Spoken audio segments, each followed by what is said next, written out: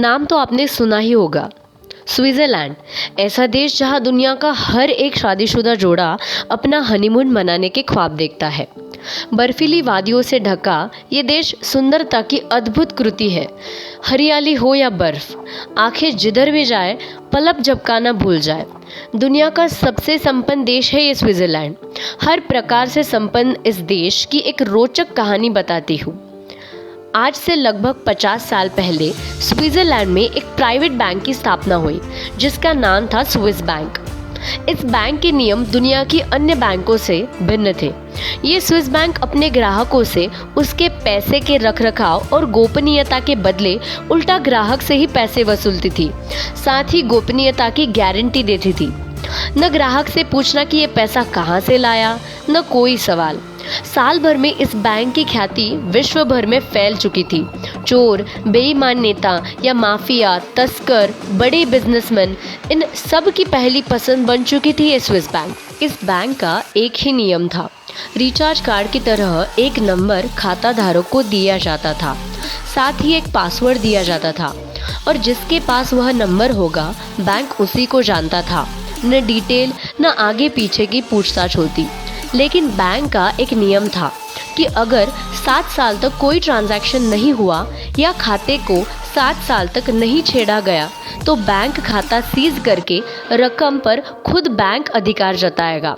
मतलब 7 वर्ष तक ट्रांजैक्शन नहीं हुई तो रकम बैंक की। अब रोज दुनिया भर में न जाने कितने माफिया मारे जाते हैं, नेता पकड़े जाते हैं, कितने तस्कर पकड़े या मारे जाते हैं और कितनों को उम्र कैद होती है। ऐसी सिचुएशन में न जाने कितने ऐसे खाते थे जो बैंक में सीज हो चुके थे। सन 2000 की नई सदी के अवसर पर बैंक ने ऐसे खातों को खोला तो उनमें मिला काला धन पूरी दुनिया के 40% काले धन के बराबर था। पूरी दुनिया का लगभग आधा काला धन। ये रकम हमारी कल्पना से बाहर है। शायद बैंक भी न समझ पा रहा था कि क्या किया जाए इस रकम का। ये सोचते सोचते बैंक ने एक घोषणा की और पूरे स्विट्जरलैंड के नागरिकों से राय मांगी कि इस रकम का क्या करें। साथ ही बैंक ने कहा कि देश के नागरिक अगर चाहे तो ये रकम बैंक उन्हें बांट सकता है और प्रत्येक नागरिक को 1-1 करोड़ की रकम मिल जाएगी।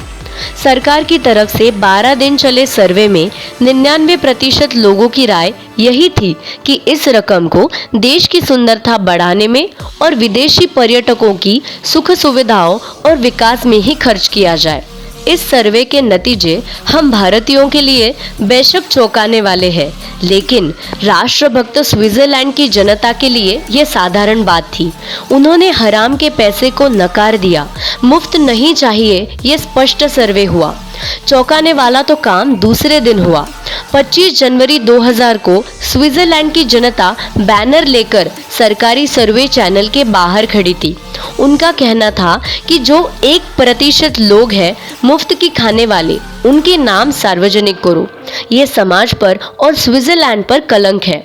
और काफी मशक्कत के बाद सरकार ने ये मुफ्त की मांग करने वाले लोगों को दंडित करने का आश्वासन दिया और तब जनता शांत हो गई।